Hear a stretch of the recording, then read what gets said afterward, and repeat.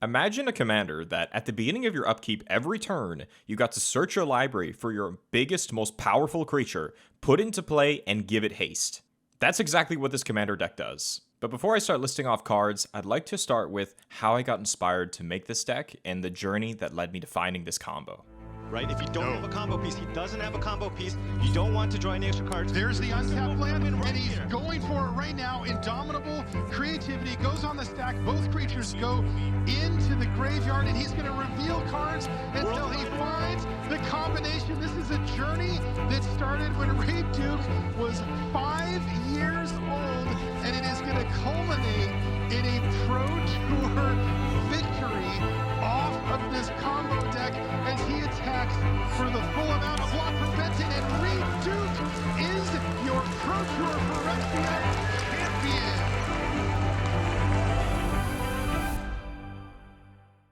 In 2023, Reed Duke won Pro Tour Phyrexia with an Is It Creativity deck list. The format was Pioneer, and the way that this deck wins is by cheating into play a 30-30 trampling haste World Spine Worm as early as turn 5.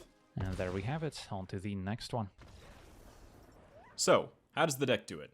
The deck takes advantage of its namesake card, Indomitable Creativity, which is a sorcery for X red that reads, destroy X target artifacts and/or creatures. For each permanent destroyed this way, its controller reveals cards from the top of their library until an artifact or creature card is revealed this way. They exile that card, and then they may put the exiled cards onto the battlefield, then shuffle. This polymorph style effect can be used to cheating your deck's best creatures and artifacts. So as long as the deck doesn't actually play any bad creatures and artifacts. So the way it's going to work is you're going to cast spells that generate artifact or creature tokens, cast the polymorph effect targeting those tokens, and then you'll reveal cards on the top of your library until you reveal an artifact or creature. But since you're only playing amazing creatures, you guarantee that you're going to hit one of your bombs.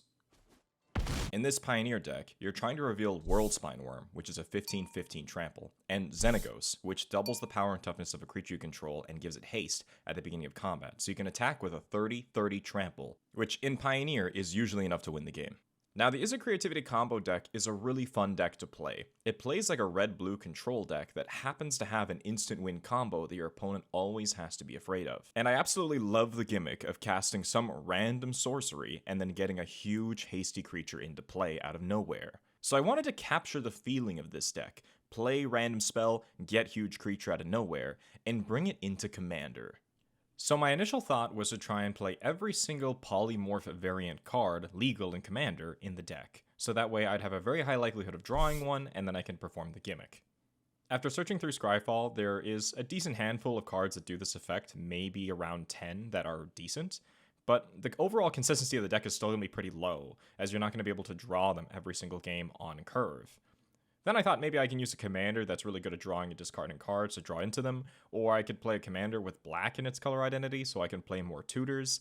But the deck is getting really clunky now, and we have to spend a lot of cards dedicated to finding our key cards, and the price of the deck is going to go up with the inclusion of the tutors as well. So I decided that the best way to make this deck consistent is to bring the polymorph effect, which is our most important effect, into the command zone itself. And there's actually a couple commanders that already do this slapped on the card. Essica, God of the Trees, backsize as an enchantment, the Prismatic Bridge, that on your upkeep is going to give you a free creature or planeswalker to play. It's not hard, just play big creatures and big planeswalkers, and it being 5 colors means that you get access to all the best spells, but it's too obvious. We need something that's more wow surprise factor. Adla Palani, Nest Tender, can also do this with her egg tokens over the course of a few turns, but when people read the card, they still see it coming. They know, okay, when this egg dies, you're going to have a huge creature into play, so they're prepared for it.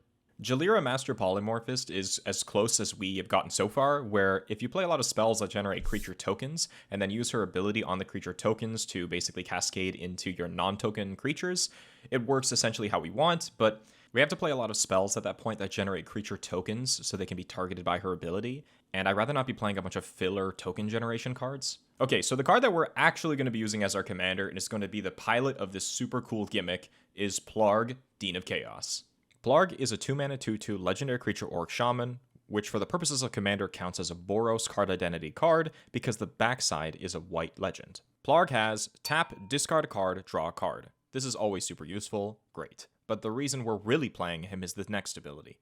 5, tap, Reveal cards from the top of your library until you reveal a non-legendary, non-land card with mana value 3 or less. You may cast that card without paying its mana cost. Put all the revealed cards not cast this way in the bottom of your library in a random order.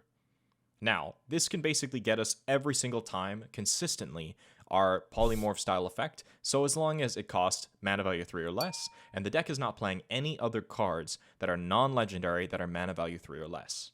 So, say goodbye to Soul Ring and Arcane Signet, this deck simply cannot play them. Now, although Indomitable Creativity's mana value is technically 3, because of the way Plarg's ability works, you can't actually pay anything into the X if you get it off of Plarg's ability, so it's not going to work as our one-off card. Now, generally, polymorph style effects cost 4 or greater. However, luckily, there is one card that costs mana value 3 or less in the Boros color identity that is going to work the way we want it to for our gimmick. Introducing Shifting Shadow. Shifting Shadow is an enchantment aura for 2 and a red that reads, Enchant creature, enchanted creature has haste, and at the beginning of your upkeep, destroy this creature, then reveal cards from the top of your library until you reveal a creature card. Put that card onto the battlefield and attach Shifting Shadow to it. Then put all the other cards revealed this way on the bottom of your library in a random order. So once you have 5 mana, you can go ahead and activate Plarg's ability. Luckily, you can do so at instant speed, so you can wait until your opponent's end step before activating it before you pass to your upkeep. Once you activate Plarg's ability, it's going to cascade essentially into Shifting Shadow, which you can then attach to Plarg. Pass through to your upkeep, and Shifting Shadow will trigger, destroying Plarg and revealing cards on the top of your library until you reveal a creature. Put that creature onto the battlefield and attach Shifting Shadow to it, giving it haste. Now, obviously, we're just going to play the best creatures possible in our deck. Blightsteel, Colossus, and Friends if you want to be really crazy. If you want to be less mean, you could play things like Atali. So that every time turn 5 comes around and we activate Plarg's ability, we know we're going to get an amazing creature. Now, because Shifting Shadow on the beginning of your upkeep is going to destroy that new creature, by playing only indestructible creatures, you get to keep the creature in play. Shifting Shadow will attempt to destroy it, fail to do so, and then reveal a new creature and be put onto the new creature. So essentially, it's going to create a loop where every upkeep, you're going to get a random, high mana value, awesome creature out of your deck, put into play, and give that creature haste. You could try and build this deck with non-indestructible creatures, but it's going to leave the loop vulnerable, where if any of those creatures dies to a removal spell, the loop is going to stop. Also, it means that you have to play a lot more creatures in general, so that way the loop has lots of gas, so it doesn't run out of creature cards. That's not the way I decided to do it, but you could take it that way if you wanted to. I decided to go really extreme and just play 3 creatures. You could just play 1 if you want to make sure you always get the exact same creature, but I decided to go with 3. I got Ulamog the Ceaseless Hunger here, 10/10 indestructible. If you cast the guy, you exile 2 target permanents, that could happen. And whenever he attacks, defending player exiles the top 20 cards of their library. I think that this is a really cool threatening effect, and, you know, in Commander, you've got 99 cards, so it's not going to kill someone right away, but I think it's a really fun way to kind of put the pressure on. Avacyn, Angel of Hope, is really excellent, because if she's the first one you cascade into, she's going to make Shifting Shadow indestructible as well, which is going to help other permanents hit the board. It's also going to help keep all of our artifacts, enchantments, and planeswalkers around. It's also great that she's got Vigilance. And then I threw Ulamog the Infinite Gyre in there as well as our really scary card. The Annihilator 4 is probably going to win games if this guy comes off the rip, but you never know. Honestly, on turn 5, if you're attacking someone with Annihilator 4, there's a decent chance they concede. I recommend attack the guy with the most permanents, but up to you. So that's it. I don't really think you need more creatures than this. Honestly, if you get all 3 of these guys into play and you haven't hit a Sunfall yet, you're probably winning. And even if all 3 do get in play, if you've gotten an attack out of each of them, and then Sunfall hits the table, you've still got a great game on your hands, and there's lots to do. Okay, so when our combo gets broken, and hopefully it does get broken so we have engaging games, what's the rest of our deck doing? What's our backup plan? Well, we have a couple restrictions, but these restrictions are actually going to make our deck even stronger. For one, we're not able to play any spells with mana value 3 or less unless they're legendary, but for the most part we won't be playing very many. Which means our deck is going to be primarily 4, 5, and 6 drops. So, what benefits from having a really high average mana curve? Well, Cascade and Discover. Cascade and Discover are both so excellent in this deck, as whenever we Cascade or Discover, we're guaranteed to hit a minimum mana value 4 spell, which is a lot more value than these cards can typically get in more varied mana curve decks. There are also just a lot of cards that really care about having an overall high average mana curve in your deck. For example, this Lord of the Rings card, Palantir of the Orthanc, says at the beginning of your end step, put an influence counter on this card and scry 2. Then target opponent may have you draw a card, and if that player doesn't, you mill X cards, or X is the number of influence counters on it, and then that player loses life equal to the total mana value of those cards. So on the first go, they're going to take 4 minimum, then maybe 8, then maybe 15, and it's going to keep scaling up, giving your opponents no choice but to let you draw cards, and you'll be scrying 2 every turn. Really good value.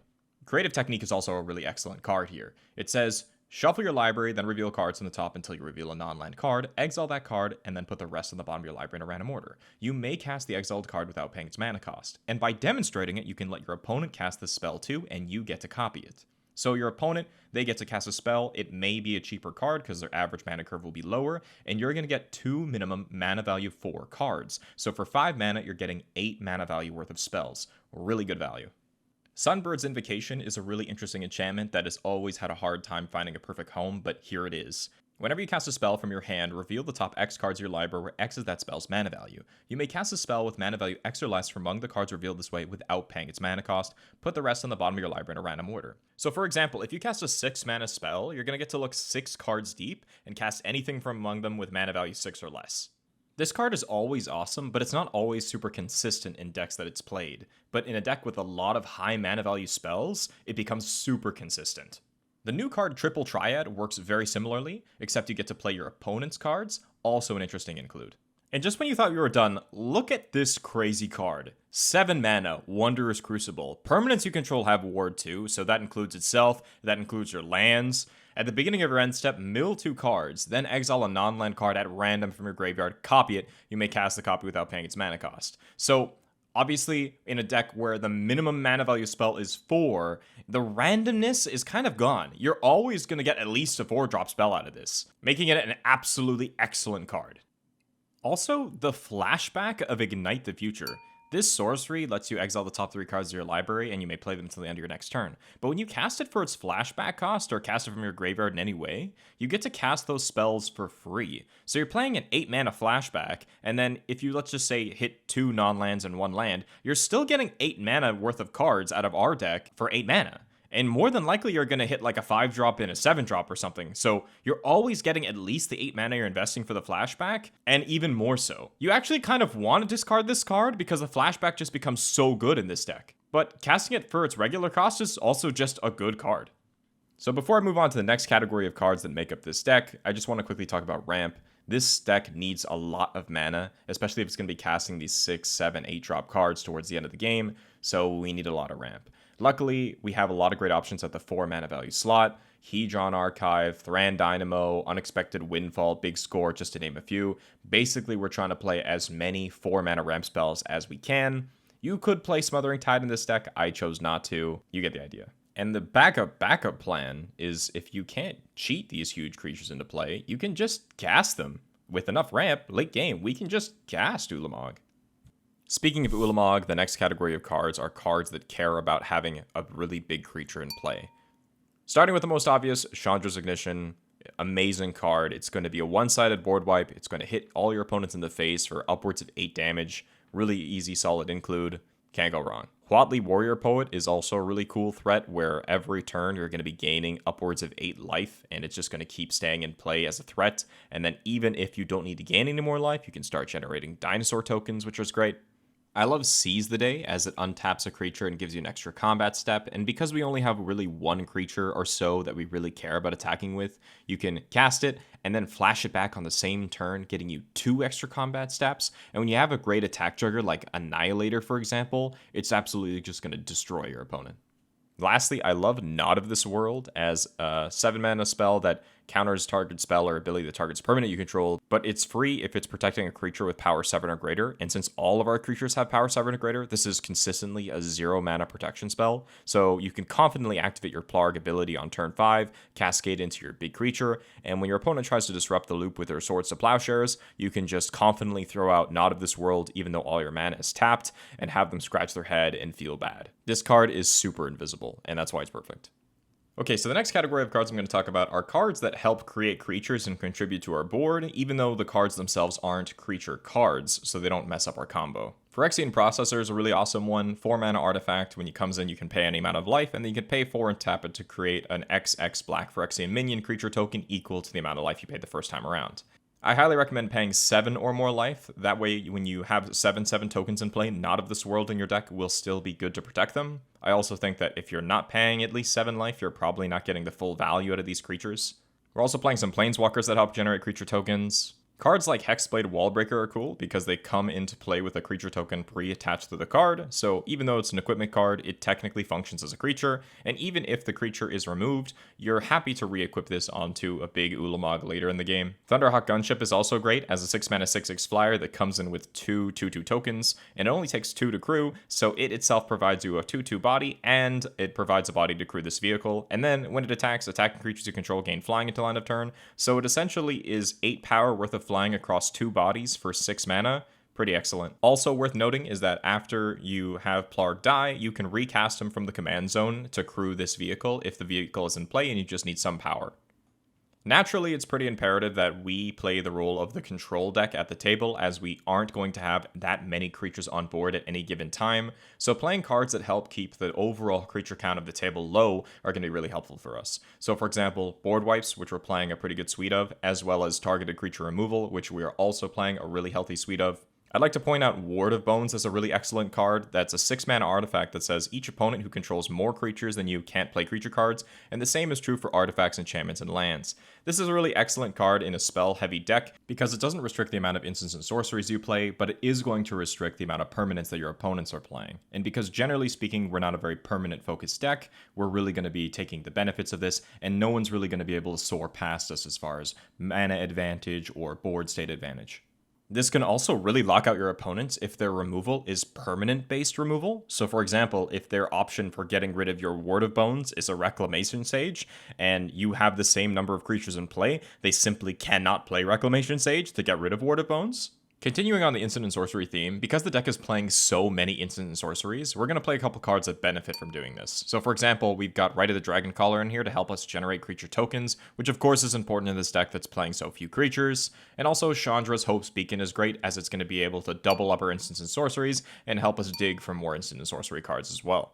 A large majority of our instants and sorceries are modal removal spells, but the ones that aren't are generally drawing and discarding cards, which is really good because we get to fill up our graveyard with the key cards we want, so then we can then re-buy them back with cool cards like, for example, Reconstruct History, which has never been happier to be in a deck in its life. Return up to 1 target artifact, enchantment, instant, sorcery, and planeswalker card from your graveyard to your hand. This deck is filled with all those types and very few creatures. This, on average, is probably going to be 4 mana draw 4, maybe 4 mana draw 5. Really excellent. With all these amazing artifacts and enchantments and planeswalkers in our graveyard, we also have a lot of really cool cards to reanimate them, like Campus Renovation, Repair and Recharge, Triumphant Reckoning, so that we can have sort of like a big mass reanimation theme as well as we're churning through our deck. Maybe we don't really have enough mana for a big artifact right now, but we're going to be able to reanimate it later. Or we can really turn the game around after all of our permanents have been removed by just reanimating them. We don't have to be a creature deck to play awesome reanimation.